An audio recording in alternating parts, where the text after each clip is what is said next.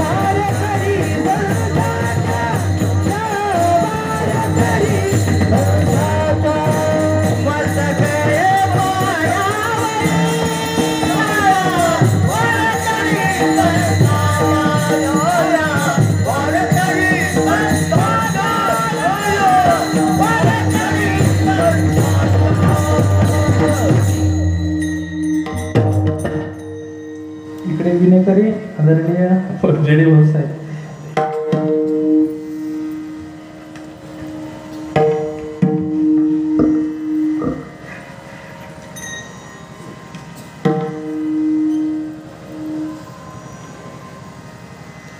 परमार्थामध्ये साधना करत असताना साधनाचे आम्हाला दोन प्रकार सांगितले जातात. एक आजन सिद्ध म्हणून साधना करता येते आणि दुसरं साधक सिद्ध म्हणून साधना करता येते. आजन सिद्धाला विशिष्ट साधनेला महत्व नाही, परंतु साधक सिद्धाच्या जीवनामध्ये साधनेला फार महत्व आहे. जो आजन सिद्ध महात्मा असतो तो महात्मा साधन करण्यासाठी कुठे विशिष्ट जागेमध्ये जाऊन बसत नाही. ज्ञानोबरायांच्या भाषेत जर बोलायचं झालं तर ही सगळी आज्ञान सिद्ध महात्म्यांची मंडळी आहे. ती ज्ञानोबराय म्हणतात त्यांना त्यांच्या विषयीचं सगळं ज्ञान हे आदल्या जन्मीच प्राप्त झालेलं असतं.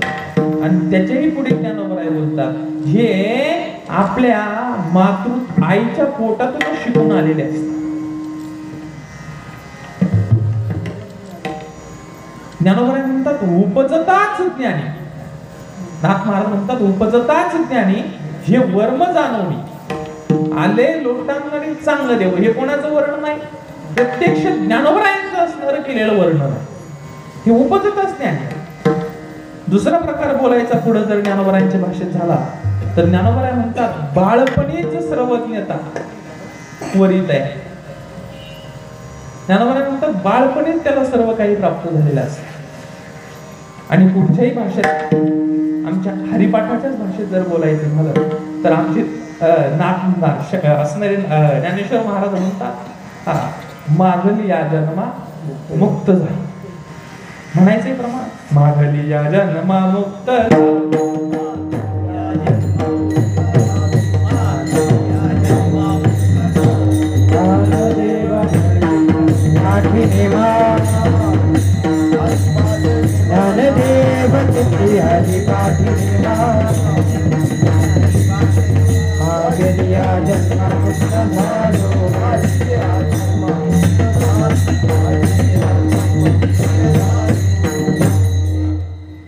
हा एक प्रकार आहे. मला साधन सिद्ध महात्म्यांचा प्रकार सांगायचा. आमच्या जगद्गुरु तुकोबरायांनी जी साधना केली ती अत्यंत उच्च कोटीची असणारी साधना आहे. जगद्गुरु तुकोबरायांच्या जीवनाचा विचार करत असताना जगद्गुरु तुकोबरायांनी त्यांच्या असणाऱ्या कुलदैवताचा विचार सांगितला, त्यांच्या कुलाचाराचा विचार सांगितला आणि कुलधर्माचा विचार सांगितला. जगद्गुरु तुकोबराय म्हणतात माझ्या जर परंपरेचा विचार केला तर माझी परंपरा ही विश्वंभर बाबांपासूनची परंपरा. आणि मग ही परंपरा करत असताना माझ्या घरामध्ये एक कुळाचार चालू आलेला आहे आणि कुळाचाराने माझ्या घरी एक भगवंताचं नाम आहे. कुलधर्म जर विचारला किंवा कुलदैवत जर विचारलं तर हे जगद्गुरु तुकोबराय सर्व त्या ठिकाणी आपल्या अभंगाच्या माध्यमातून सांगून टाकतात, सगळं सांगून टाकतात. कुळाचारी नाम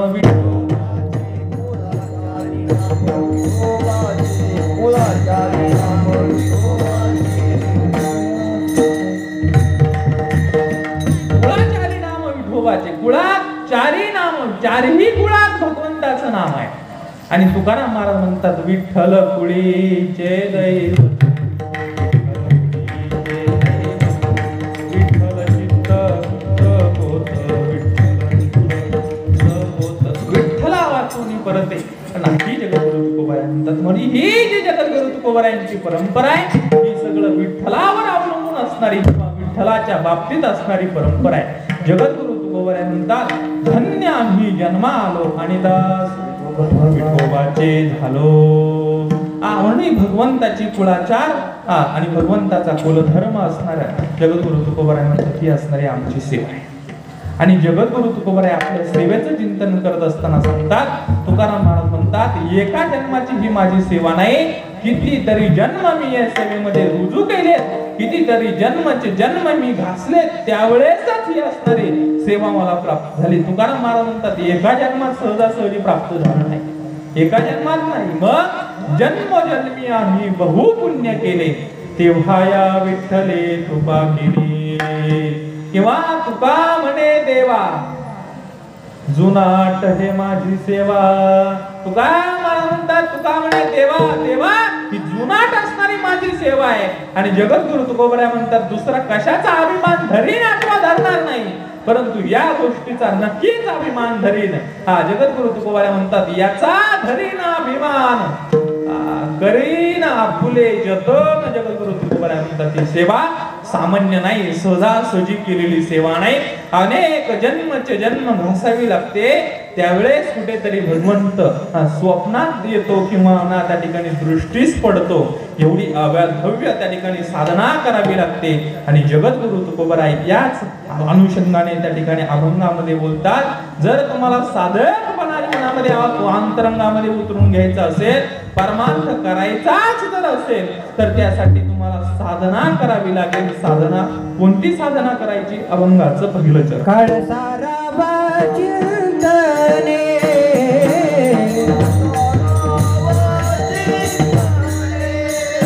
एकांतवासी गंगा स्नाने,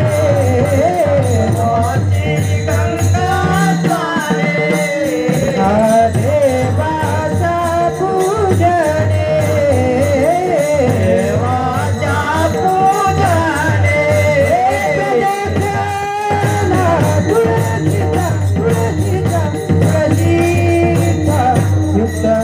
आहार विहार, युक्त आहार विहार,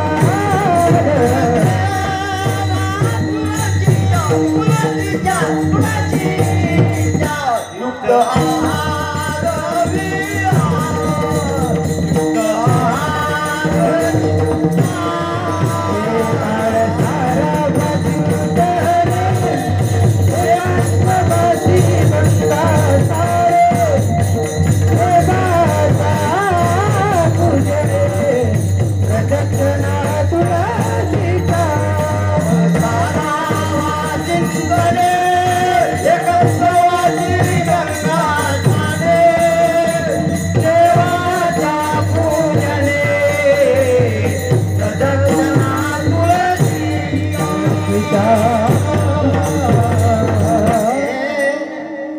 काही साधक मंडळी जगद्गुरु तुकोबारायांच्या जीवनाकडे पाहतायत. कारण साधू जीवन हे वंदनीय आणि आचरणीय जीवन आहे. जगद्गुरु तुकोबाराय म्हणतात, ज्ञानोबाराय चिंतन करतात, येथ वडील जय जय करती तया नाम धर्म ठेविती आणि येर अनुष्ठिती सामान्य सकळ. वडील जे जे काही करतात, वडील म्हणजे मोठी धाटी असणारी माणसं, समाजामध्ये जी कर्तृत्व करणारी मंडळी आहे, जगद्गुरु तुकोबाराय म्हणतात अशा मंडळीकडे पाहून सामान्य वर्ग आचरण करत असतो. म्हणून संतांकडे जर पाहिलं जातं ना, ते संतांकडे समाजाची एक आदर्श भूमिका म्हणून पाहिली जाते. जगद्गुरु तुकोबाराय म्हणतात,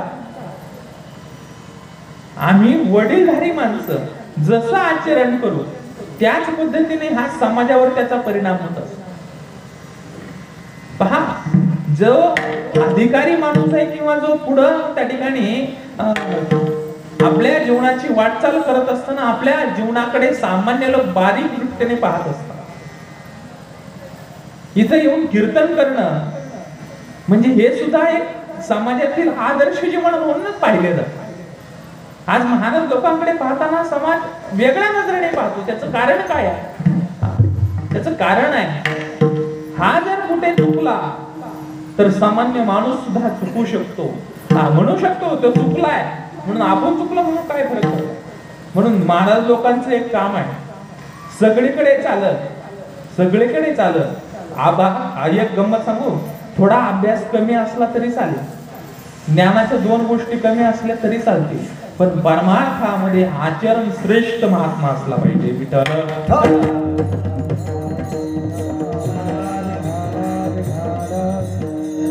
आचरणाला फार मोठी किंमत आहे, हो फार मोठी किंमत आहे.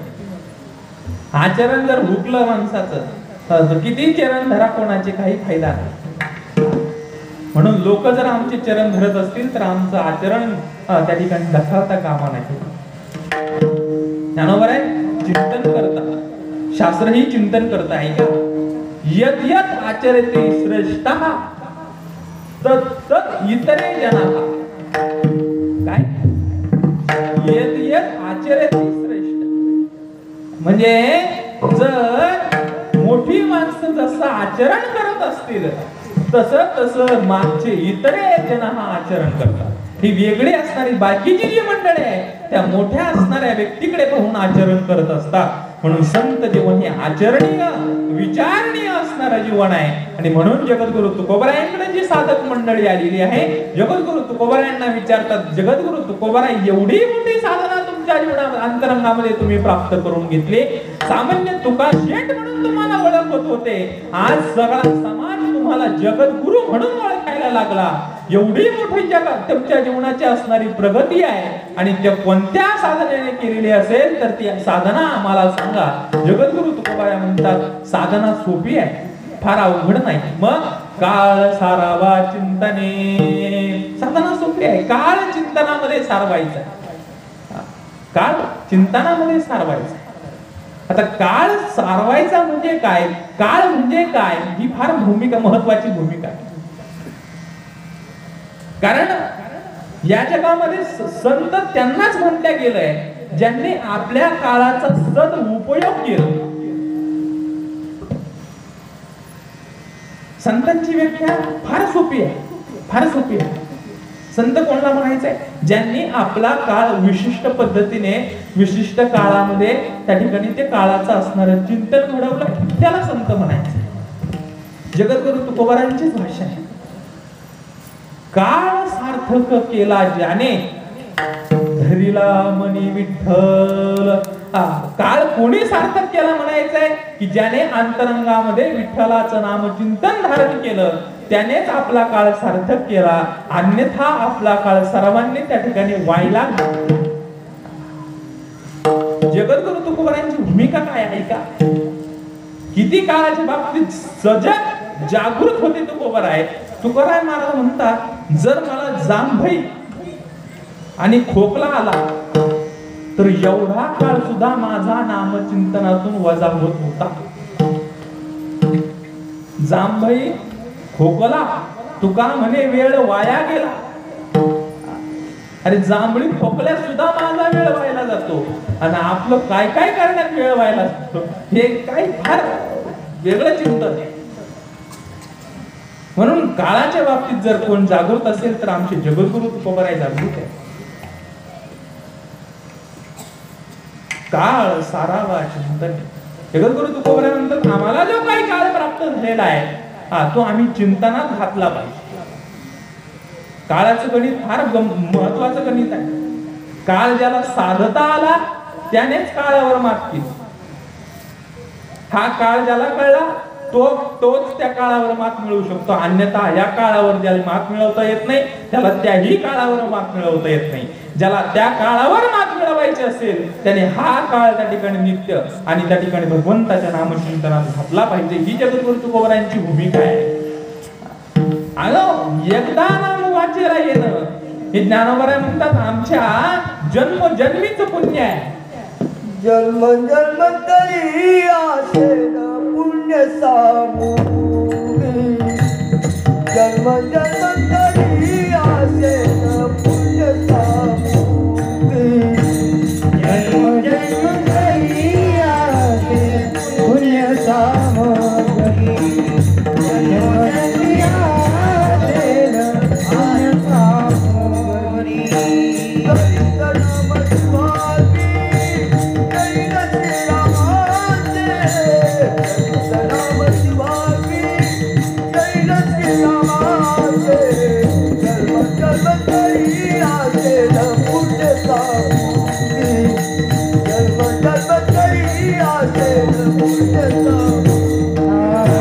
जन्मजन्मी असेल पुण्य सामुगी.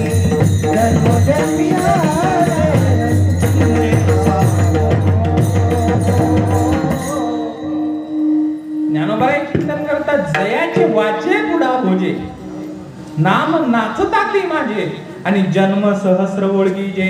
एक वेळ यावया, किती वेळ यावया? एक वेळ यावया, जन्म सहस्र ओळखीचे.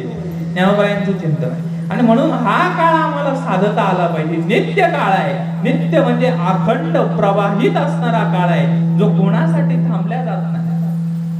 अखंड प्रवाहित काळ आहे जो जगद्गुरु तुकोबाराय म्हणतात कोणासाठी थांबत नाही, कोणासाठी थांबत नाही, आमच्यासाठी सुद्धा थांबणार. भगवान महादेवांचं चरित्र घ्या, भगवान शंकरांचं भगवान श्रीकृष्णाचं चरित्र घ्या, फक्त पुंडलिकाचं आणि भगवान पांडुरंगाचं चरित्र घ्या. हे सगळे चरित्र पहा तुम्ही. काळ कोणासाठी थांबलेला नाही. विशिष्ट अवस्थेमध्ये प्रत्येकाला, विशिष्ट काळामध्ये प्रत्येकाला जावं लागत आहे. म्हणून हा काळ ज्याच्यावर कृपा करतोय ना, जगद्गुरु तुकोबाराय म्हणतात त्याचं जीवन धन्य आहे. काळाने आमच्यावर कृपा केली पाहिजे. जगद्गुरु तुकोबाराय चिंतन करतात, ह्या जो काळ जर तुम्हाला धन्य करून घ्यायचा असेल तर त्याने तो काळ धन्य धन्य त्या ठिकाणी काळ म्हणजे फक्त चिंतनाने धन्य होईल. कारण जो काळ जगद्गुरु तुकोबाराय याच्याही पेक्षा उलट बोलतात. कारण जो काळ नामचिंतनात जातो तोच काळ धन्य आहे, नाहीतर व्यतिरिक्त काळ धन्य नाही. चिंतने सरे तो धन्य धन्य काळ. काय म्हणतात तुकोबाराय? चिंतने सरे, चिंतनात जेवढा काळ गेलाय तोच धन्य असणारा काळ आहे, अन्यथा वेगळा काळ धन्य नाही. आम्ही संसार करतो हा काळ आमचा धन्य नाहीये. मग आम्ही जेवढ्या काळामध्ये नामचिंतन करतो तेवढाच काळ धन्य आहे, व्यर्थ काळ असणारा धन्य नाही. म्हणून जगद्गुरु तुकोबाराय साधकांना उपदेश करतात, काळ सारावा चिंतने. आणि पुढे उपदेश करतात, एकांतवासी गंगा स्नाने. सारायचा आहे ना, तो काय करून सारवायचा आहे? एकांतवासी गंगा स्नान, एकांत वासामध्ये जायचं आहे आणि गंगा स्नानाने काळ सारवायचा.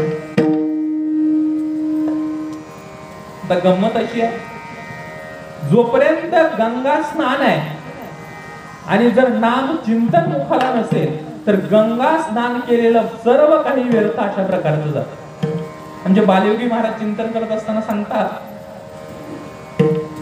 आम्ही तीर्थयात्रेला जातो, तीर्थ स्नानामध्ये तीर्थ त्या ठिकाणी तीर्थामध्ये स्नानही करतो, परंतु आमच्या पाप घालण्याची, आमच्या जीवनातील असणारं पाप घालवण्याची ताकद ही तीर्थात नक्कीच आहे. नक्की आहे, तीर्थात पाप घालवण्याची ताकद नाही असं नाही, नक्की ताकद आहे. परंतु जर त्या संगतीला नामचिंतन नसेल तर ते व्यर्थ अशा प्रकारचे. तुमचं शारीरिक पाप ही नदी, गंगा, तीर्थ, त्रिवेणी संगम हे सगळे घालू शकते, परंतु तुमचं अंतरंगाचं जर पाप जायचं असेल तर ज्ञानोबराय म्हणतात ते तुम्हाला नामसंकीर्तनाशिवाय जाता येत नाही. म्हणून तीर्थस्नानाचा विधी सांगत असताना ज्ञानोबराय सांगतात, तुम्ही तीर्थयात्रेला जरूर जा, पण नामचिंतन सोबत घेऊन जा. आणि जर तुम्ही तीर्थयात्रा करत असाल, नामचिंतन सोबत नसेल तर ज्ञानोबराय म्हणतात ती फुकट आणि व्यर्थ असणारी यात्रा आहे.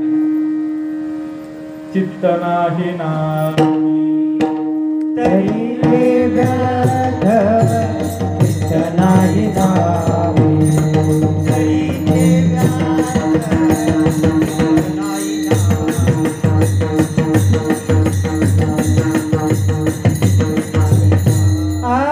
त्रिवेणी संगमी, नाना तीर्थ भ्रमी, चित्त नाही नामी, तरी ते व्यर्थ, चित्त नाही नामी.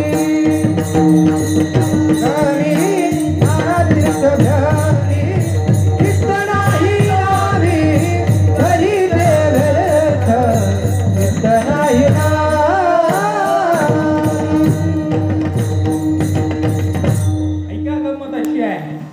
तीर्थ स्नानात ताकद आहे तुमचं पाप नाहीशी करण्याची, परंतु तुमची पापाची वृत्ती नाहीशी करण्याची ताकद तीर्थयात्रेत नाही, तीर्थ स्नानामध्ये नाही.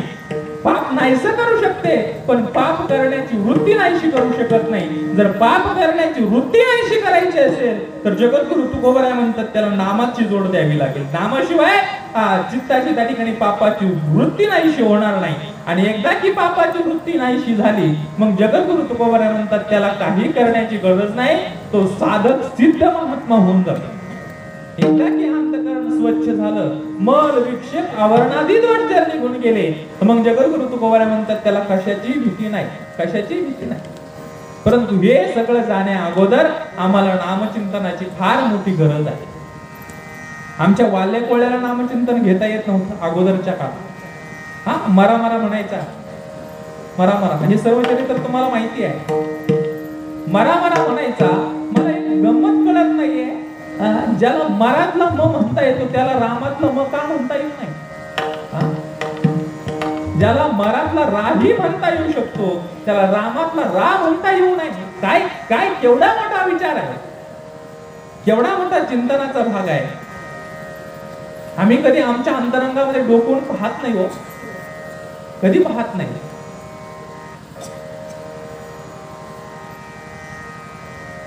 मरणासन्न अवस्था, आता तुम्ही रोज मारताना पाहत असताल माणसं, पण मरणासन्न अवस्थेत ती अवस्था इतकी भयानक आणि बिकट अवस्था असते. ती अवस्था जर कोणी पाहिली आपल्या डोळ्याने तर असं चिंतन लक्षात येतं. जगद्गुरु तुकोबराय म्हणतात मरणाच्या वेळेस नामचिंतन मुखाला यावं, पण ती मरणाची जर एखाद्याची अवस्था पाहिली ना तर असं लक्षात येतं राम कुठं राहिला, याचं तोंड कुठं राहिलं आणि नामचिंतन कुठं राहिलं. काय महाराज सगळ्या अधांतरी गंमत होऊन जाते.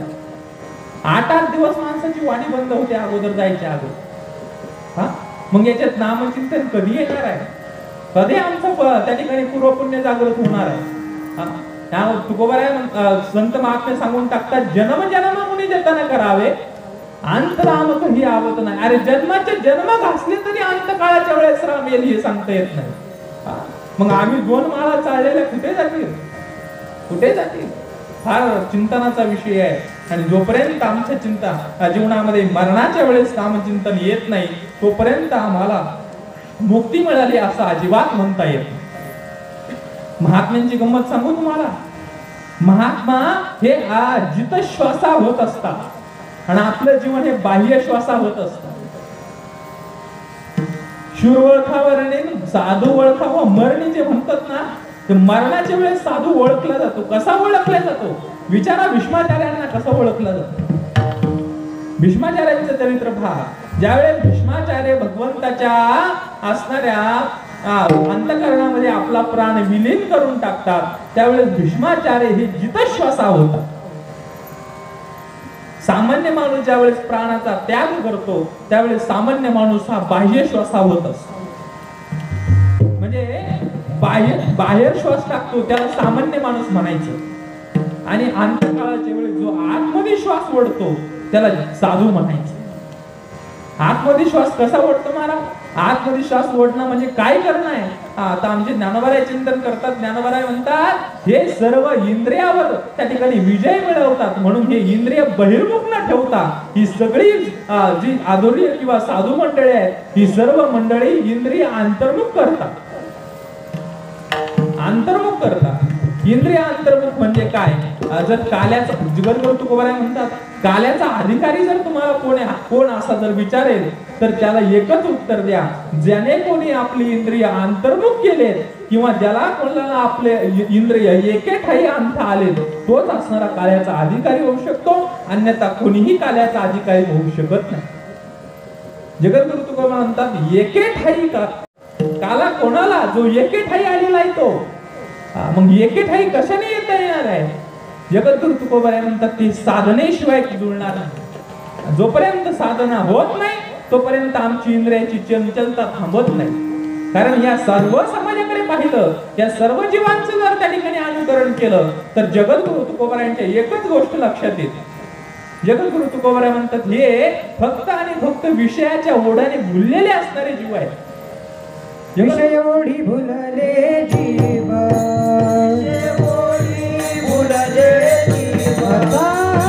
याची कोण करील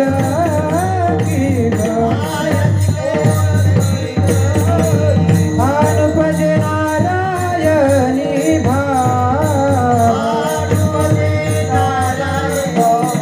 हे पावनी ठाव नर देह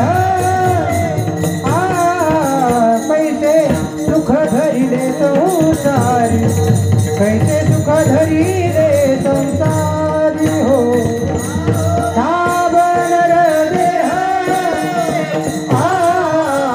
कैसे सुख धरिले संसारी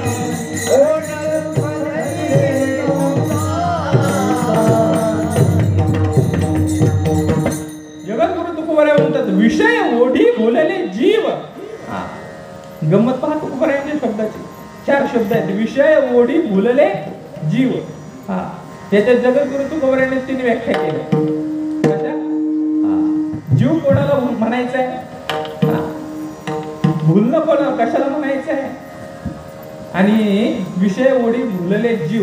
जीव भुलणं आणि विषय कोणाला म्हणायचे? जगद्गुरु तुकोबाराय व्याख्या करतात 4 शब्दात 3 व्याख्या.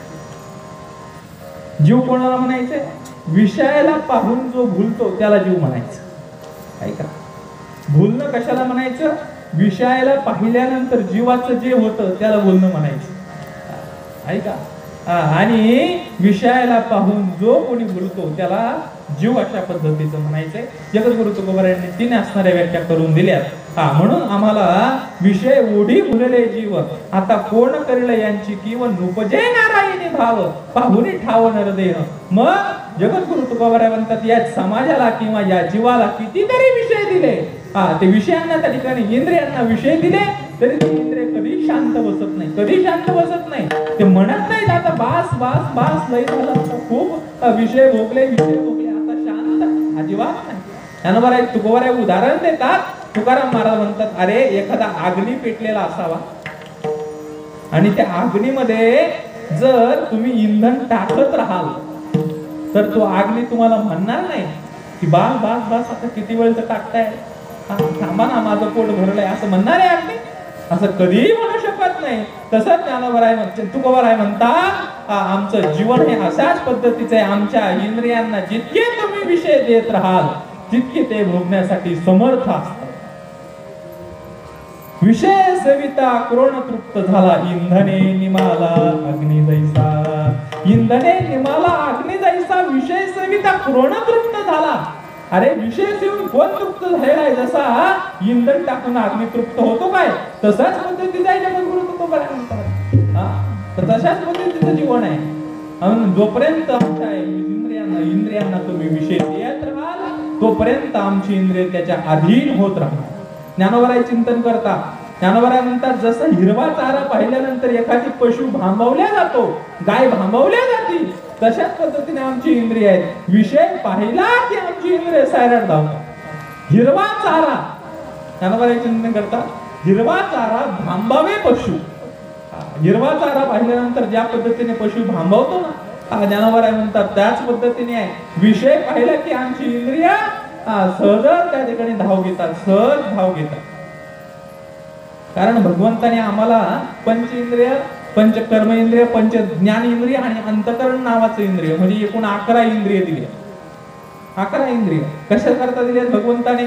पंच विषय करता पंच इंद्रिय आहेत, त्यामध्ये गुंतले जातात जीव. कशा करता दिले इंद्रिय? इंद्रियांचं चिंतन करत असताना तुकाराम महाराज म्हणतात त्या भगवंताच्या सेवेसाठी दिलेली इंद्रिय. गंमत आहे, आम्हाला भगवंताने जेवढं काही दिलंय ते सगळं भगवंताच्या प्राप्तीसाठी. आम्हाला बायका म्हणजे बायको मुलं दिलं कशासाठी? अनेक वचन म्हणायचं नव्हतं मला, एकच बायको मुलं दिलं भगवंताच्या प्राप्तीसाठी. इंद्रिय दिले कशासाठी? भगवंताच्या प्राप्तीसाठी. तुकाराम महाराज स्वतः चिंतन करतात. इंद्रिय हात पाय कान, दिले इंद्रिय हात पाय कान, हा डोळा मुख बोलाया वचन, बोलाया वचन, हे तू जोडाची नारायण, हे जोडाची नारायण, हे नाचे जीवपण भभरो. पाय कान, दिले इंद्रिय हात पाय कान, दिले इंद्रिय हात पाय कान,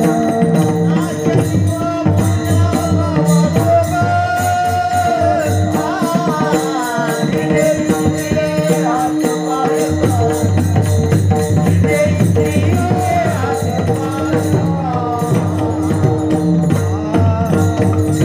पाय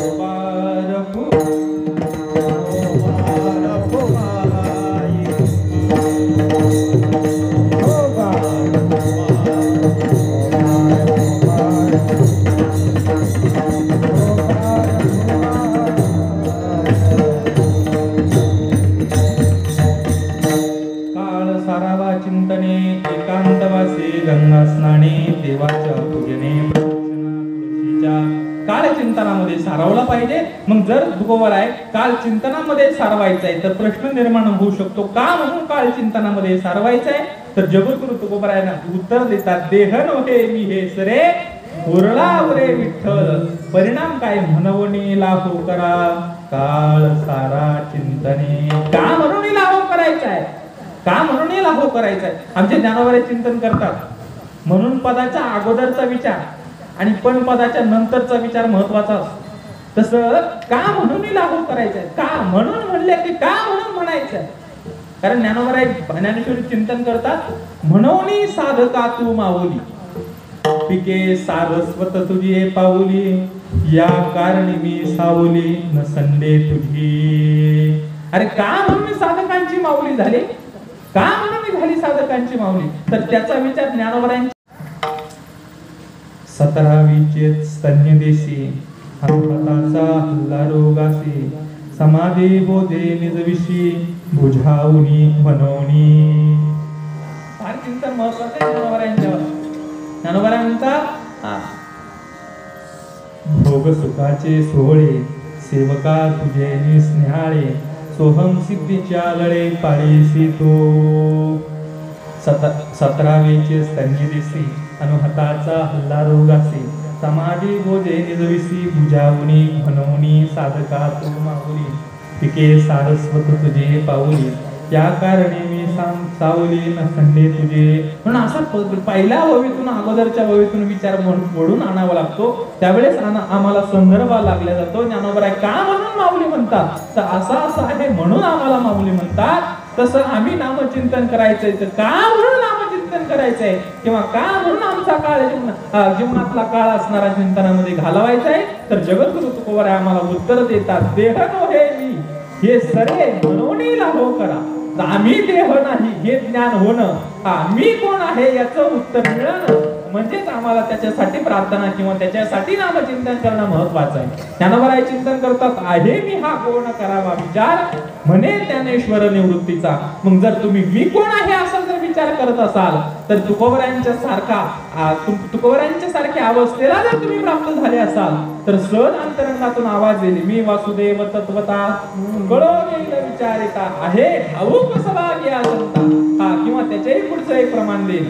सहज मी अंधाळा गाणीच निराकार पंथे तुझी हे निवृत्त झाली.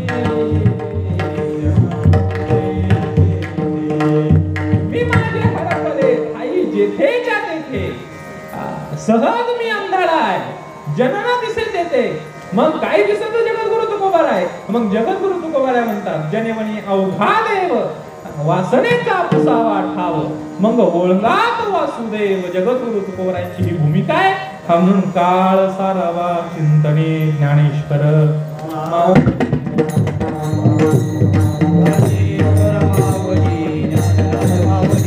ज्ञानेश्वर मावली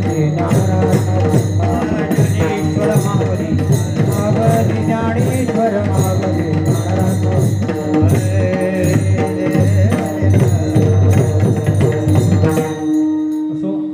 अत्यंत बुद्धीप्रमाणे धावत्या वेगामध्ये माझ्याकडे तर काही प्रस्तावना मांडायलाही वेळ शिल्लक नव्हता आणि अभंगावर बोलण्याचा डायरेक्ट प्रयत्न केला. असो शिल्लक नाही वेळ अर्धा तास उरला. भाग्य मी म्हणाल त्या खटबंद आहे निदान त्याला 1 तास तरी उरला हो. त्याला 1 तास उरला हो. मला अर्धा तासच शिल्लक होता. फार अवघड आहे वेळेत कीर्तन. आणि बरं असं आहे जर कीर्तन वेळेत सुटलं नाही तर महाराजांनी किती चांगलं कीर्तन करतो द्या किती चांगलं करू द्या काय बाबा त्यांनी वेळेतच सोडलं नाही असं होऊन जातं. म्हणून वेळेत फार वेळेला किंमत आहे. म्हणजे गोष्टी सांगायची जर महाराष्ट्रात मोठं व्हायचं असेल ना तर वेळ पाळली पाहिजे बाबा.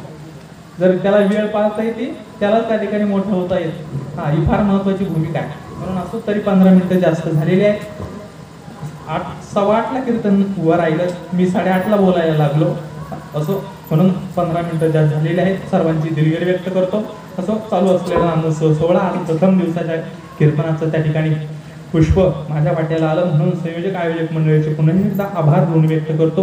उपस्थितांचे पुन्हा एकदा ऋण आभार व्यक्त करतो. एक महत्वाची सूचना आहे जाता जाता 17/4/2022 ते 24/4/2022 या कालखंडामध्ये भगवान श्री आदिनाथाचा फिरता नारळी सप्ताह जो की गुरुवर्य महाराजांनी चालू केलेला आहे तो सप्ताह यंदा शेडाळा तालुका आष्टी जिल्हा बीड या ठिकाणी संपन्न होत आहे. तारीख आहे 17/4/2022 ते 24/4/2022. भव्य दिव्य असणारा मोठा नामोत्सव सोहळा त्या ठिकाणी आयोजन करण्यात आलेला आहे. दोन्ही टाइम कीर्तन आहेत. सकाळी 10 ते 12 या वेळेत कीर्तन आहेत आणि संध्याकाळी 7 ते 9 या वेळेमध्ये कीर्तन आहे. दुपारी संगीत भजन तुकाराम गाथा भजन आणि तुकाराम महाराज चरित्र कथा हे सर्व त्या ठिकाणी आयोजन केलेलं आहे. म्हणून त्याही कार्यक्रमाचा सर्वांनी अवश्य लाभ घ्यावा ही पुन्हा एकदा सर्व ग्रामस्थांना कळकळीची असणारी विनंती आहे.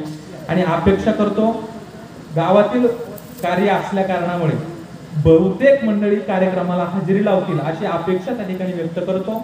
आणि ती अपेक्षा माझी पूर्ण होवो हीच भगवान आदिनाथांच्या आणि मारुतीरायांच्या चरणी प्रार्थना करतो आणि या ठिकाणी थांबतो. विठ्ठल जय जय.